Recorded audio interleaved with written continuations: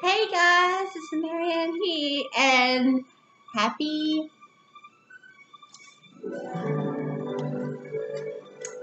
Back to the Future Day. Today, today is October 21st, 2015, and I thought, very appropriate. I will be reviewing these as individuals, and then I'll probably do an overall review. The series itself has been around for about 30 years, so if you haven't seen the movie series yet, what have you been doing for the last 30 years? Sheesh. My mother in the background, if you can hear her.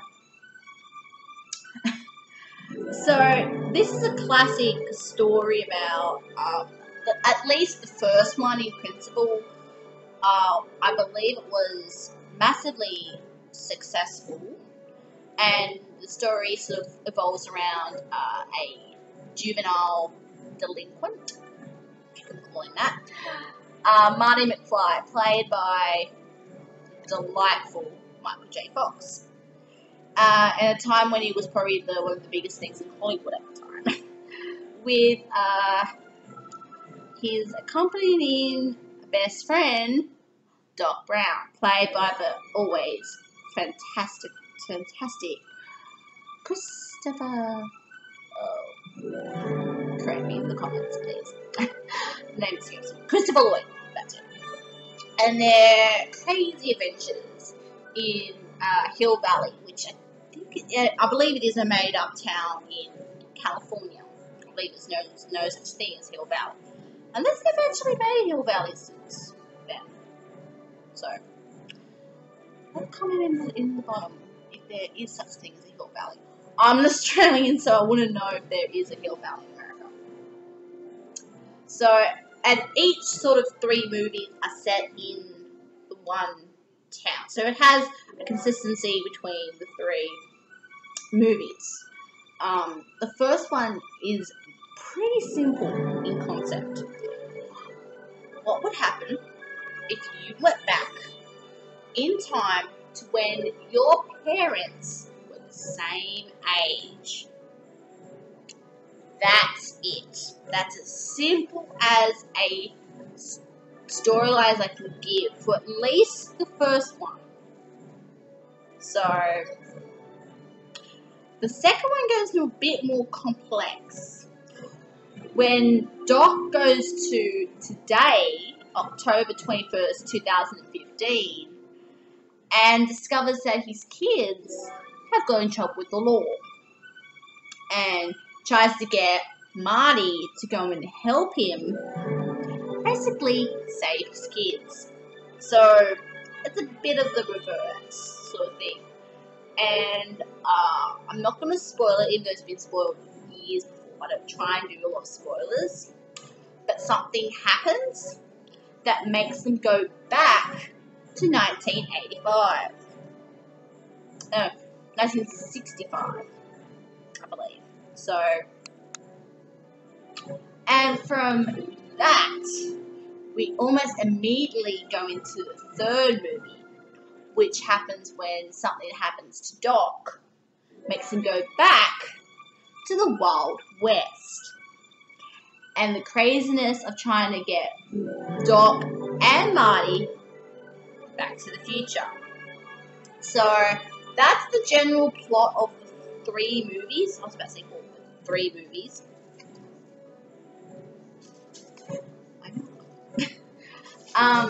So that's my sort of overall storyline. My star ratings for the 3, the first one cannot be beaten. It is such a beautiful movie.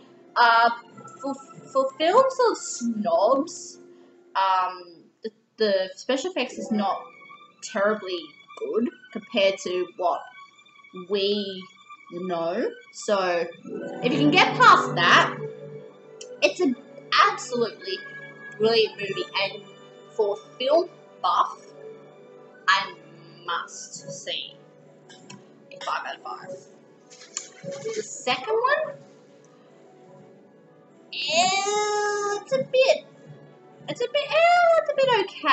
a 3.5. So, the things that they say should be around today, we do actually have. We have 3D TV, we have 3D movies, we have flat screen, we have things called like Skype, which is like video chatting. I've used Skype, so it's actually a fantastic thing to have. Thank goodness the fashion that they said would happen today did not happen. Thank goodness. I don't think I could cope with the whole inside-outside thing. So that's, I think, grateful. People still scream for hoverboards. I can't even ride a normal skateboard. So, I am an actual fan of 3D movies, so I have to sort of thank and shame Robert Zemeckis for bringing that. That's it. I think for Archivist, you probably will see that. Posting number 2. Number 3, I am not a bit of a fan of the Western genre. I have seen some Western movies. Quick of the Damned, which is a Sharon Stone movie I own and I love. Lone Ranger would be classified as that. The closest I can think of coming to Back 3 would probably be Cowboys vs. Aliens. So that's probably the closest I could think of that would be similar in genre. The sort of sci-fi western genre. So I have to say, if you're a fan of like that movie, which I actually do like that movie, I've seen it in cinemas. I haven't gone out and bought it, but my brother has been screaming for me to buy that. I think I better go and get onto it. So for that one, I would probably give the same as number 2. A piece of trivia: 2 and 3 were made back to back, and were only made because of the success of number 1. Number 1 was pretty much a open-closed sort of storyline, similar to the Terminator franchise, when number 1 was pretty much a cut-and-dry sort of movie, and they only spawned sequels because number 1 was so popular. Similar idea with this franchise. So number 1 is a must see. Not necessarily 2 and 3, but you can't really watch 3 without sort of watching number 2, because some of the things that are brought up in 2 sort of foreshadow happens in 3. So that's why I gave almost the same rating, like 3.5. So, but the series overall is about a 4. Hello.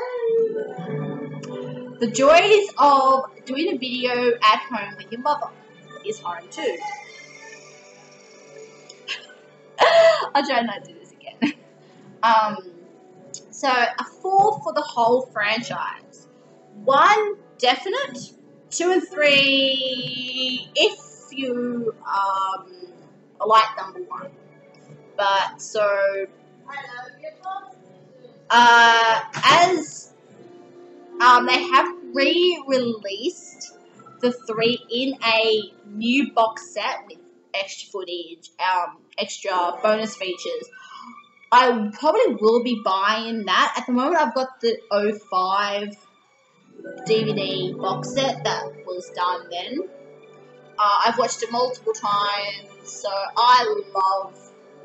I've sat through it, and I thought, being Back to the Future Day, I thought, great excuse for me to do one of these. So if you want me to review a movie, drop me a line on my Google Plus account, or just tweet me at Marianne E. Cleary.